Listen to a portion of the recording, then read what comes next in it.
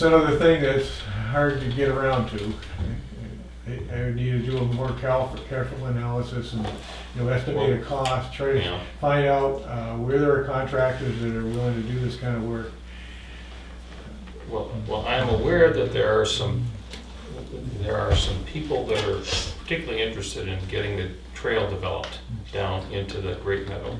It might include putting time in, helping figure out some of this other stuff to get it done, because It takes some expertise to do. I used to do this as part of my work when I was paid. Right. And I do it on a free consulting basis, sometimes just as providing advice. Mm-hmm. But it does require some expertise and some extra work. I'm not suggesting that it all be done volunteer. Well, I guess what I'm saying is that, if this is an identified project out there, that it's something that we need to put some resources toward to get it You done. could hire a consulting forester to do a report with an estimate. Sure, that's possible. They do that kind of work. Now, I want to add another issue to completely separate. We have under continued business Libby Park proposal. Do you have any, when we talk about that, do you want to be part of the discussion? That's under continued business. I think we said it all from the perspective of the Conservation Commission. And you sent an updated, I pointed out to somebody who was concerned about the trail idea, that, and I'd be willing to show anybody this who's interested. I have a trail at my house that goes from my house through the woods out to where my garden is, a couple of 100 feet that actually run through the woods, and then it also goes to my workshop. And my wife and I average at least, I shouldn't say average, minimum, we make 3 round trips on that trail daily. And if you only consider the part where it's snow-free and the ground isn't frozen, say take 200 days and multiply that times 6, it's at 1,200. So it's like 1,200 visitors. Do we expect to see 1,200 visitors on this little path that we're talking about? I doubt it. And if you go look at my little trail, which all we've done is taken any tripping hazards, vegetation out, we haven't done anything other than follow the easiest contours on the ground. You can tell it's a trail because the leaves in the pine needles are a little depressed there, and there's no vegetation that you would trip on. Outside of that, it's entirely natural, and that's what we're proposing out there. And I just don't see it as providing any significant disturbance. I don't see it as impeding any wildlife. The wildlife that goes through there would be early in the morning, late in the evening, or at night. Because of all the people that are up and about. And where are they going? And I've made it clear I'm recusing myself, but my theory, or my understanding of wildlife corridors, are larger pieces that go towards something that the wildlife are interested in. What you're doing is you're going from a developed pond in the form of Mirror Lake to 109 and a developed lake in the form of Lake Winnipesaukee. I just don't, what is the corridor they're talking about and who's utilizing I this would corridor? say it is not a desirable wildlife corridor, but it is a corridor that does exist, and that's primarily because there's a funnel type thing going on. It's on the east and west. On the library side, you've got the boundaries of Mirror Lake going out, and you've got the boundaries of Winter Harbor going out, and that's like a funnel. And on the other side, you have Mirror Lake going out, Winter Harbor going out, and that's like a funnel. There's a lot of wildlife that move around a lot. Let's say a bobcat covers maybe 40,000 acres in one bobcat habitat. They're moving around all the time, looking. It's easy for them to deplete their food source in one spot. So they have to keep looking for fresh stuff. They come up to the edge of the lake, they're not gonna go swimming. They're gonna start walking around the edge of the lake. So that's where this funnel-like thing comes in. Deer are moving around all the time looking for something to eat. And they're probably the most common thing that would be seen out there moving through. And they're somewhat urbanized. They'll tolerate a fair amount of human activity, as long as it's not active. So they're real early in the morning, late at night, or even during the night that they're passing through there. But it's the same reason. They don't want to go swimming to get to where they're going, so they're forced through this little. And where those abutters are that don't support this project is the smallest, absolute smallest place. Besides their house, there's maybe 40 feet from their house to the shoreline, which has hardly any vegetation on it. It's all been cleared out. And then there's the other side between 109, maybe 50 feet between their house or garage and 109. So those are two very narrow places where they've got to go through. And they probably don't want to go through on the shoreline part because there's a condo right afterwards. They would rather go by the 109 side and then quickly curve in behind the museum. So that's kind of what's going on. This particular 2-acre piece is, you would call that in wildlife terminology a loitering area. They can stand or sit in there and not feel a lot of pressure and decide what they're going to do next. When are they going to make this break through this narrow place either way? And so it serves a little function that way. They're not going to be in there loitering between 9 and 4 o'clock in the afternoon when this is likely to be used. So I just don't see it. There's definitely going to be used. Eagles, osprey, fishing the shoreline. You know, if you're an eagle and osprey and you have a chance to sit in a tree over a piece of unoccupied land, or sit over somebody's boathouse or dock or house, where are you going to sit? It has value there, but it's the same thing. It's probably not going to be in the middle of the day. And if they are disturbed, occasionally, they just go sit in another tree somewhere. And I thought about the whole spectrum of wildlife, you know, what actually lives there. Small critters like mice, chipmunks, squirrels, and just a lot to extent those are urbanized animals that can, what we call the urban interface in our profession, you know, they become adapted to a certain amount of human activity. And hopefully, if you took a group of kids out there, maybe there would be a squirrel running around. It's a good teaching lesson. We got plenty of squirrels. A few of them can be good examples of what wildlife habitat is all about. I think, okay, from a personal perspective, not Conservation Commission, I think if you go back and look at all of the history, there's nothing in the original deed that would send somebody to believe that the restrictions that are currently in the deed were stimulated by that original deed. And the choices that the descendants were given were pay taxes. If you look at the letter, it's kind of a hammer there. If you don't pick one of these three alternatives, then you're going to be paying taxes because it's now on the tax rolls. And then there were three.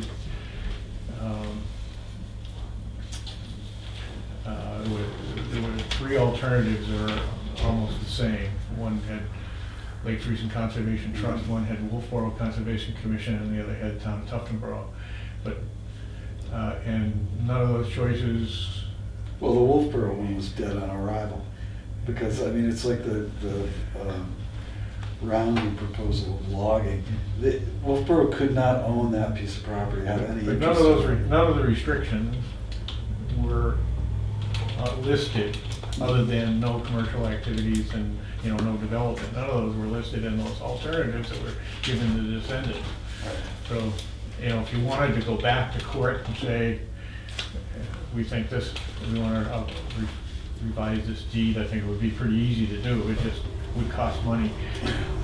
And Dr. Libby's original, I mean, the whole thing is based upon natural history, that whole museum. So, I mean, a nature trail and natural history, they have the same sort of word. And it just seems odd, but I Well, understand. thank you for your input. Okay. Anything else? You covered a lot of issues here. And you did a lot of work with Joni Gale. Thank you for your efforts. All right. Thanks, Rock and Steve. running. Diane did bring the health agency's budget. Oh, good. Next item is 4415 Health Agencies.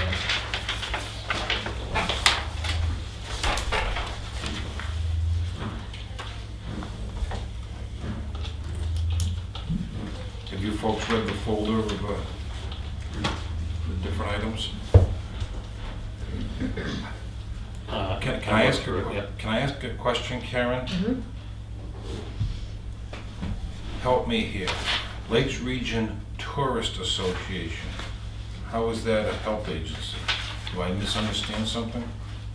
Diane takes care of these, but looking quickly, I don't see them on the They're not on list the for the list. I budget. don't think that's one of the Okay. health Perhaps it's agencies. just I think some of that's the It's under correspondence, Yeah. okay. Yeah. Do I go through the ones that we have correspondence from? So medication bridge program, that's $107. And we got nothing for. We got nothing for this year, or the coming year. And the Appalachian Mountain Team Project, are those two defunct, or is Mhm. that, they are? Okay. And MWV supports recovery, That's the one from last year, the warrant article that passed. that did pass last year? And it Yeah, got that increased was to funded 25. under an article on the warrant at Yes. 2,500, so we're looking at level funding on that, Okay. right? And end 68 hours of hunger, was that not a one-time project? I don't know the answer to that question, but I can get Diane if you'd like. There's a letter in here from them And Is there? 68 hours. asking for specifically, I think, what that is. Yeah. Yep. $3,420. What is the name of it? And Yes. 68 hours of hunger. Keep Meals going, on keep going. Wheels. Girls. Cassie. Community Action. Senior Center. And meals, that's not it.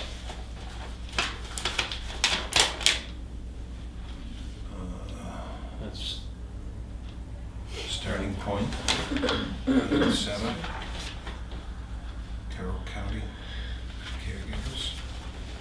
It's gonna be on the bottom, isn't it? Mhm. yeah, she's got them in order. She probably does have. It is an the order last on her, one, probably. Yep. Can you send me a copy of that? Yeah, sure. Request for hunger. $90 a week times 38 weeks. So it's, what's the name on it, I'm sorry? And 78 hours of hunger, a totally volunteer 501c3. Provides weekend bags of food to 9 of your elementary school students. So it's school kids. Yes.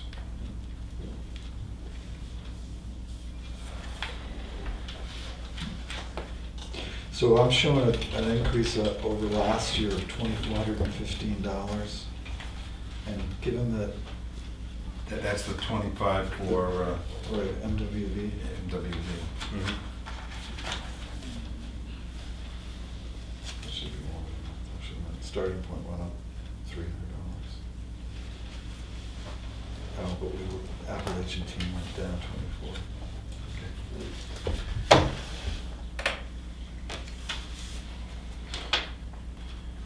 In the past, the one that's always come under attack by the budget committee is Blue Loon, but some of those, Blue Loon? yes, fourth up from the bottom. Yeah. Is that no longer funded at all by the county? Because I remember the county had it in their budget as well. I see the buses around just in another minute. Let me go through it. Tri-County Transit would like to respect funding in the amount of $3,000 to provide support services of Tri-County Transit. It provides services in Carroll, Coas, and Grafton County.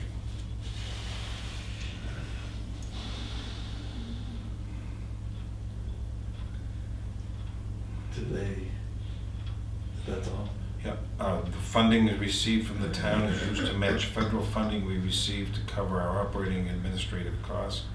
Our federal funding match requirement is 20% for admin, capital operations. Operations require a 50% match. It doesn't say how many citizens it services in Tufton Borough. It does. Door-to-door trips. This is in 2017. 165 trips in Tufton Borough. 106 unduplicated. No, that's Wolfboro. 4 unduplicated. I'm not sure what unduplicated means. Is that one way? I don't know.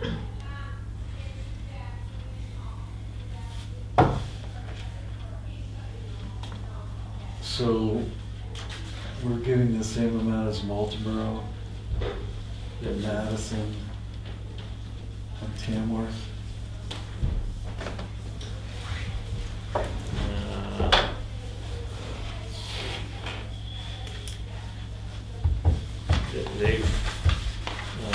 This year funding, we funded at $3,000. And Albany, Madison, Moulton Borough, and Tufton Borough funded at $3,000.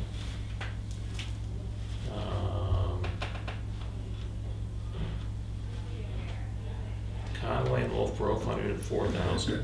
But Conway had 1,100, No, Conway has 2,500 trips. 2,500 trips. Wolfboro has 4,000. 1,000 trips. Tamworth has 1,700 trips and they funded at 3,500. Ospey has 1,400 and they funded at 3,500. So there is 10 times. there is a loose relationship between contribution Ridership and ridership, but there's certainly no formulaic relationship there. No. I mean, 10 times as much ridership for $500 more money? That Yeah. seems like a deal. Yep.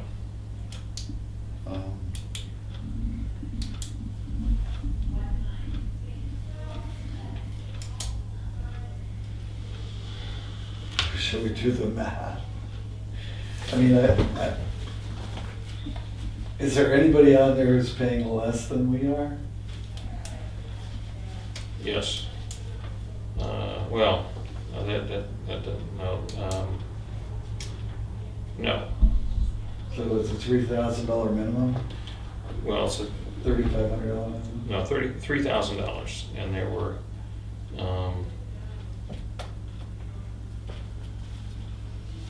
and the 4 communities that paid 3,000 were ranged in trips from 115 at the low to 263 at the high. So we're sort of in the middle of that. And then the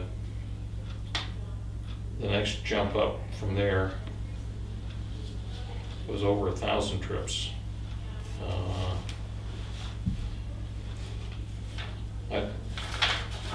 mean, are they gonna stop coming here if we cut their budget on our? Well, I guess one of the things that I wonder about with respect to this is, and we're all aware of Uber and Lyft and all that sort of thing that's available as ride providing services. I'm not saying it's as available here, but I see these little mini buses running around carrying people. I have no idea how full they are. I mean, are they dispatching one of these buses because somebody needs a ride from their house in Tuftonboro to Wolfboro? So they drive down from wherever it is up on 16 in this little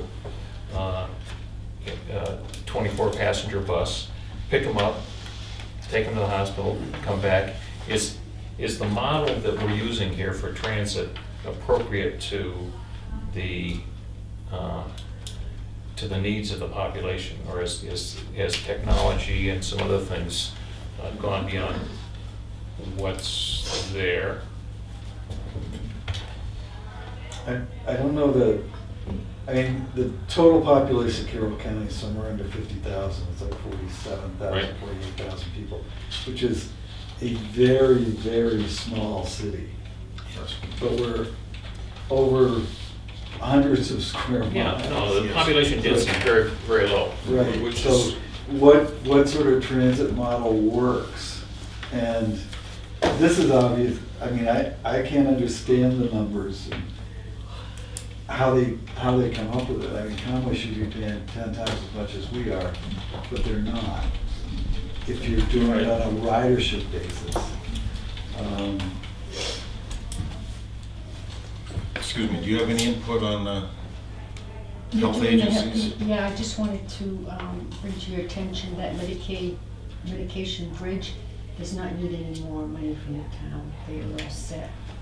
Their And bridges are all built, Appalachian Mountain Tea, it's gone. the agency is dissolving.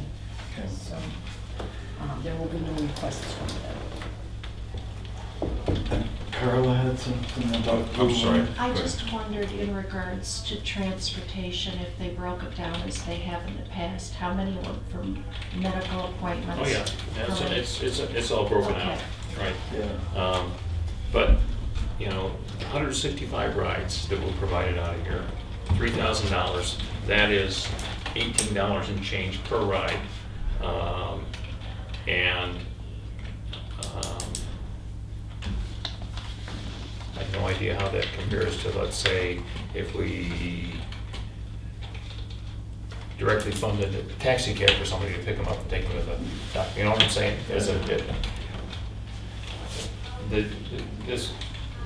The concept of this blue loon, and of course it covers not only Carroll County, but Coas County, and I think maybe parts of Grafton County, is, it's sort of a one-size-fits-all, how do we provide this broad transportation network? And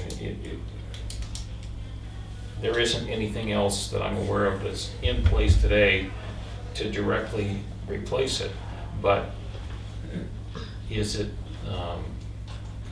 efficient use of resources to, this is $18 a ride, that's Tuftonboro's contribution to this. That doesn't include the money that comes from other places and the federal funding that goes into doing this, okay? It's So only $1.80 a ride if you live in Conway. yeah, And well, it seems like it's skewed in any number of different directions, so The other problem is that Tuftonboro is very unique. Moultonboro is partway between Conway and Laconia, where the hospitals are and the stores are. Going from Conway to Wolfboro and Wolfboro to Conway with Ossipee in the middle. Logistically, it works better for them. We're kind of in a, Freedom, they're the same as we are. Yes. we're not on a major highway. but, correct. We're a rural town, and we're not the only rural town in the county that uses services. I have no idea how usage this year compares to year before, 2 years ago. Is it declining, steady, increasing? Are there, even with what we have here, is there additional unmet need for these folks getting around? Go ahead. I don't know if you have a packet from caregivers, but I'm aware from interviewing people with caregivers that they are serving Tuftonboro and Wolfboro and Ospey with a whole volunteer network. However, that volunteer network is Yep. aging, and it's harder to get volunteers. So Tuftonboro is supplemented by a volunteer I network. was looking for caregivers. Somewhere else. Yeah. I don't know how long that can sustain itself.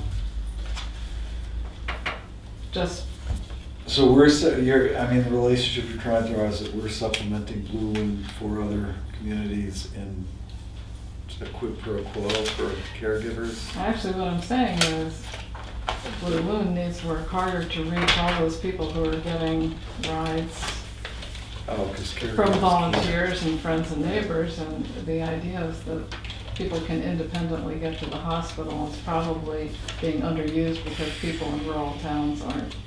Right.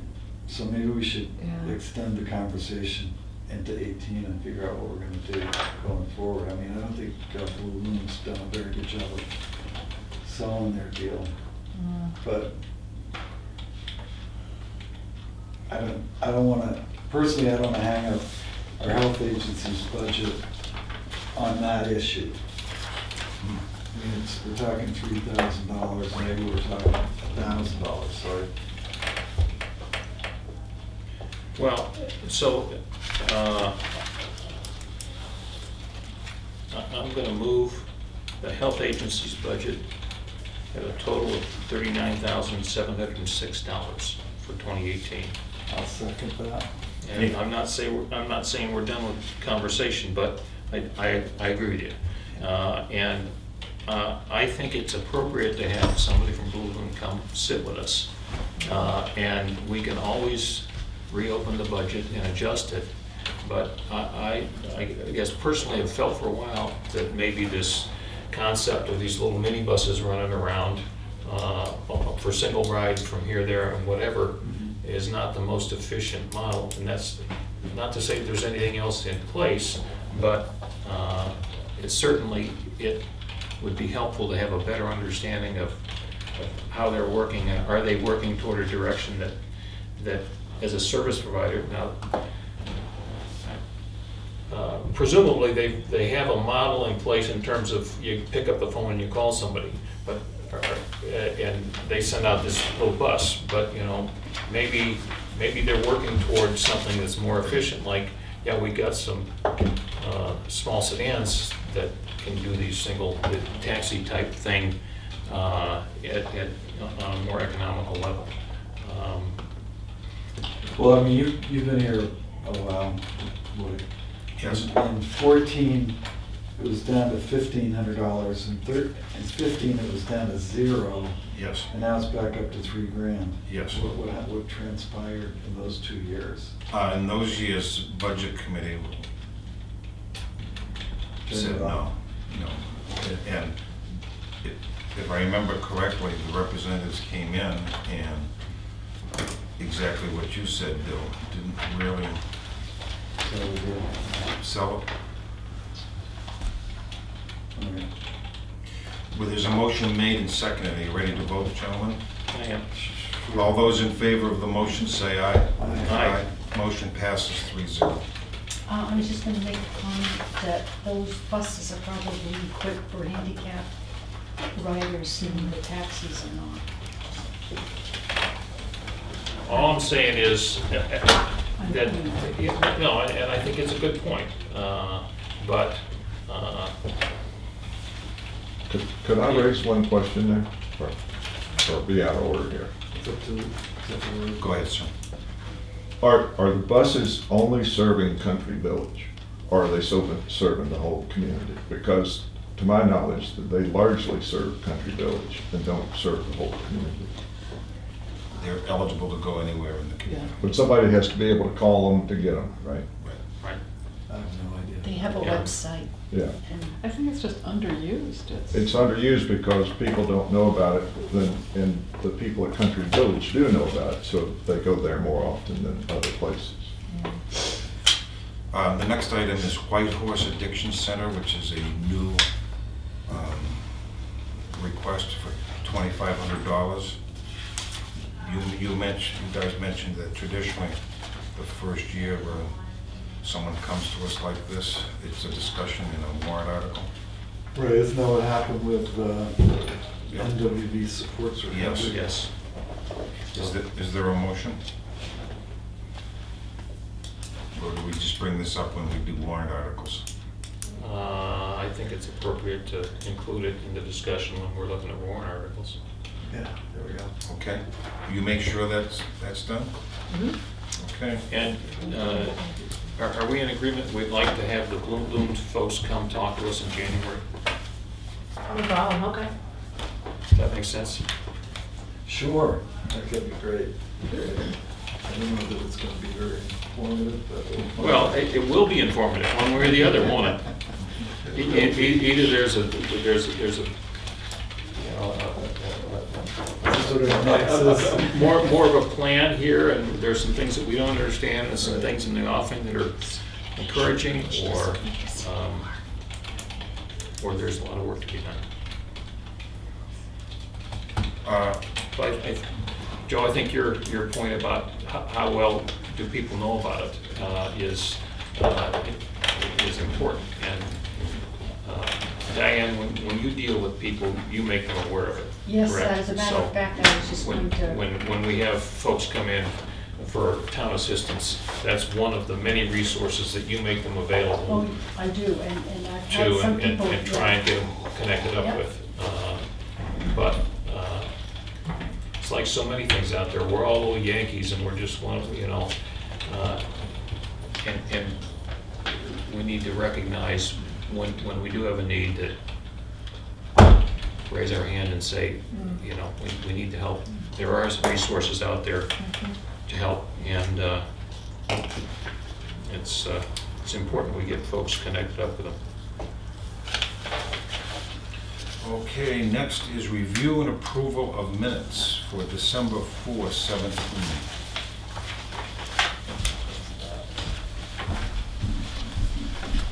I didn't I didn't have I any. didn't have any changes. The only thing I had, and Steve Wingate kind of cleared it up today, was on page 2, Mhm. the last sentence of the second paragraph. Mr. Wingate shared that he will be following up regarding a resident concerned with a beaver pond near the landfill site. If we could add that, just so. I think that's reasonable. Yep. Any beaver pond. Other than that, I'm fine. Make a motion, we accept them as changed. Second. Okay. All those in favor say aye. Aye. Motion passes. We're now on to signature file.